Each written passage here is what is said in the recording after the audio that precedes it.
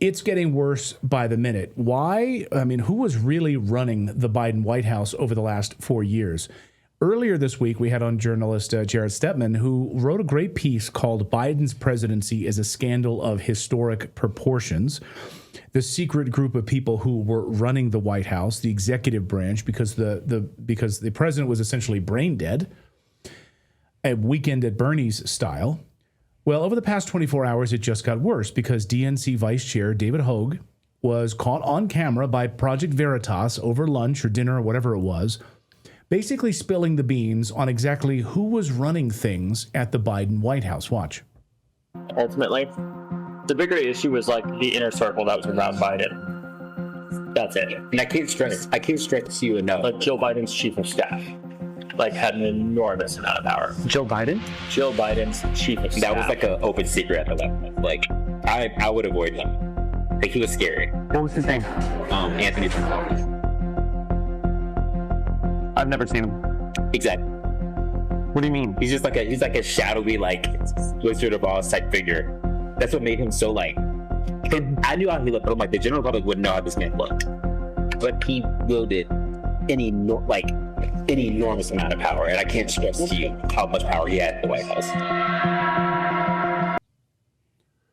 I can't stress to you how much power he had in the White House. So he was like a shadowy figure, didn't really want to be on camera, didn't want to really be interacting with anyone, but he was really running the White House. And it makes a lot of sense when you think about the conflict that we heard, the fighting that was taking place between Jill Biden and the Obama team, right, which was essentially trying to push Biden out, trying to make sure that he wouldn't run, that he would actually say, I'm not going to run after all. Yeah. Writing this letter, just submitting this letter saying, I'm going to do what's right for the country, what's right for the party, I'm going to step aside. And then in subsequent interviews, Biden almost seemed to like not even really know about the letter and almost like not even really admit that he wanted to drop out, like he was sort of forced to. And there was fighting inside the White House, reportedly at the time we covered it here. Jill Biden sort of screaming matches with like Team Obama. Is there any way that we could see this, because we have so few answers at this point? Is there any way that Jill Biden was only protecting her husband and that there was someone else manipulating her? Is there any way we could give her a pass? That's a possibility. We really don't know, right? That she was only protecting her husband. I have no idea. But we do know we had Joe Biden early in 2024 saying, I am running. So there were clearly people in power who wanted to keep it, who felt like Joe Biden's name and body was the only way, in fact, to do that. Well, and it's a brilliant strategy, right? Because if he's still there just in body but not in mind, then the wife can control things. I mean, this is exactly what happened with Woodrow Wilson. I mean, he was essentially in a coma, and the first lady was running the United States of America. And so because he was there, he was still alive, she could call the shots. Mm-hmm. She was, basically able to play defense and say, well, here's what the president wants here. I'm speaking on behalf of the president. I mean, in many ways, this is a constitutional crisis, but you had a group, as Alex Thompson wrote just reported and told Jeffrey Goldberg from The Atlantic, what a group of guys this is, that basically that there was a Politburo secretly running the Biden White House, and his aides were basically willing to do all sorts of undemocratic things to stop Trump. He co-authored that book, The Original Sin, President Biden's Decline. He wrote it with Jake Tapper. To me, this was like maybe the most revelatory piece of this reporting that's come out, because we knew all the stuff that Jake Tapper's been talking about. It seems like he's the one that didn't know about it. Right. Oh, it's been super fun to watch his revelation that politicians and the government lies. That's super fun for you to, learn in your 50s after a lifetime of journalism. But Alex Thompson, his reporting actually is pretty interesting here. He asserts that a secret cadre of aides ran the White House like a shadowy Politburo that concealed President Biden's failing mental health. So this group of aides was essentially calling the shots. And therefore, then, what does that mean for the Autopen piece of this? Like, you're going to pardon these individuals. Do you think Biden was sitting there calling up his staff, I really want to pardon these individuals? No, he wasn't. This secret group of aides running the White House was calling the shots and then choosing who was going to be using this Autopen and how they were going to push this forward for all these pardons. Now, look, these are professional criminals. They must have known that what they were doing was wrong, which means they will have a professional way to have hidden this.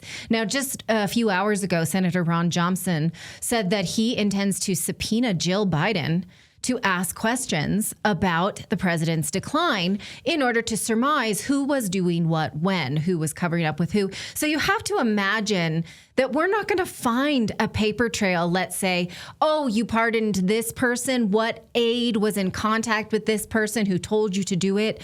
How can we possibly know this? I'm feeling very pessimistic about it. Well, let's be glass half full with our next guest. Representative Eric. I cannot commit to that. Representative Eric Burleson is on the House Oversight Committee. They are demanding testimony from at least 4 high-ranking Biden staffers. That might have changed since I wrote this, including the man you just saw being talked about there, Anthony Bernal, Jill Biden's chief of staff. Representative Burleson joins us now. Good to see you, Congressman. Welcome back to the show. Great to be back. So President Trump just posted on Truth Social that the real story here is the Autopen scandal. Basically, these aides secretly using the power of the presidency. They weren't elected. These individuals weren't elected. He says whoever has control of it is involved in a major crime. Is that how you see it? These people are criminals. Yeah, and I do think that they need to take responsibility for what their actions. I also think the cabinet members need to take responsibility for the fact that they all witnessed his decline, and yet they did nothing about it. They should have invoked Article 25 of the Constitution, and if they cared about the country and what was in the best interest of this country, which is why I think that the public, the press need to be asking those former cabinet members, including some of them that are running for president right now, Pete Buttigieg and others, why they didn't invoke Article 25. Why didn't they, when they knew that he was, mentally incapable of running this country? Now, so I see some conversation online with people saying if Joe Biden didn't know what he was doing, which seems to be clear, then some of what he did should be unwound. How can you unwind 4 years of hell? And where would we even start? You can't undo the illegal immigration. You can't undo aid to Ukraine. You can't undo, I guess maybe you could undo EV mandates. The president seems to be doing that. But is that even a productive conversation, or is that wishful thinking? No, I do think that we need to evaluate whether or not the executive orders that were signed with an Autopen, particularly when the president wasn't even in the country, have carried the same weight that the president's signature carries. I don't think that a staffer using the Autopen has the same weight of the president. And look, there were moments where the Speaker of the House, when he would meet with Joe Biden, and this is a story that has become it's been repeated again and again, that when Johnson and I believe McCarthy, when he was Speaker as well, met with Joe Biden, they asked him about particular executive orders that he had, quote unquote, signed, and Biden knew nothing about them. So right. I think that there's enough testimony and anecdotal stories out there that Biden was not that he was not in the loop or clued in or even capable of understanding what was being signed. Your colleague, James Comer, also on the Oversight Committee, you're going to bring these people before the Oversight Committee to demand answers on this. Who are you hoping to see? What questions do you specifically have for these individuals? Yeah, I think we need to know, what did they know? When did they know it? Why? Who was actually the ones, running the government during that time period? I think the American people deserve to know. But I'll be honest. I think that for me, while we need to get to the bottom of this, to me, this is a tangential issue. We need to focus on moving forward on a lot of the policies, which is why I think that, look, he did a ton of damage to this country, and I don't want the history books to ignore all the damage that Joe Biden did and to ignore this scandal. But what's done is done, to your point, and I think that we ought to make it a priority to focus on where we go from here and how do we make things better for the United States? How do we correct some of the damage that the Biden administration has done? But I also think that we can do both. We can spend time on this. It just, in my opinion, it shouldn't be the number one priority of Congress right now. But yeah, I mean, there's always the. Sorry, you're right, Congressman. I mean, there's always the phrase, right? You don't want to step over dimes to pick up pennies, right? And you're constantly focusing backwards on these crimes. However, to your point, like, what can we do to improve things? My question, I guess, is how can we make sure this never happens again, right? Can Congress pass certain laws, whether it's a yearly sort of mental capacity checkup or something like that? Is there any way that we can ensure that this sort of thing doesn't happen again? Again, I mentioned Woodrow Wilson off the top of the show.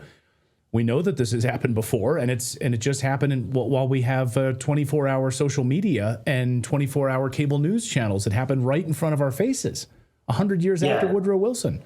Yeah, and I think that we do have the constitutional amendment in place.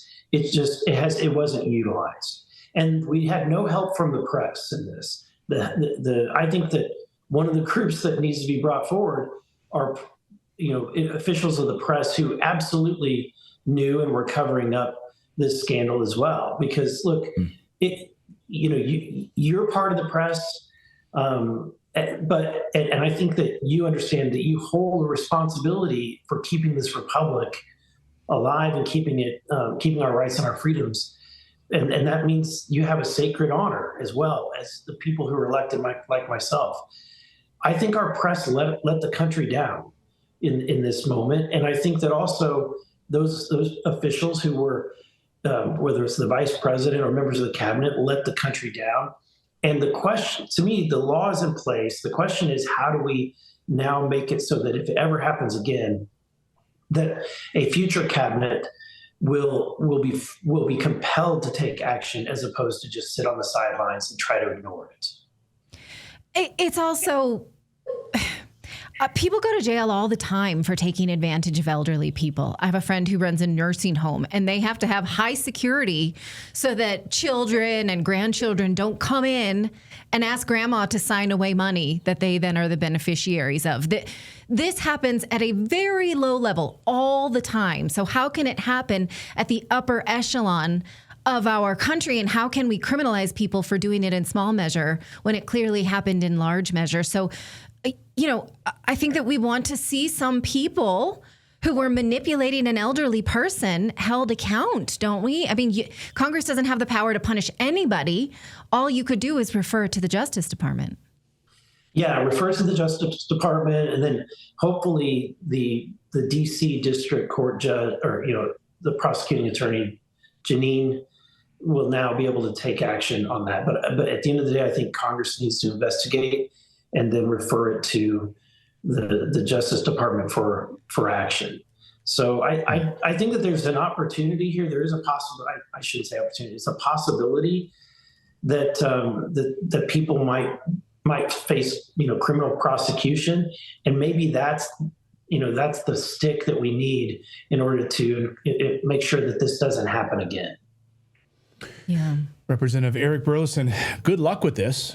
I mean, we'll be watching to see what kind of answers these guys are forthcoming with. And once again, I bring up that this is the exact plot of the movie Dave. I cannot let this go until every single one of our audience members watches the movie Dave. She's trying to push this movie on every one of our guests, Congressman. Have you seen this movie?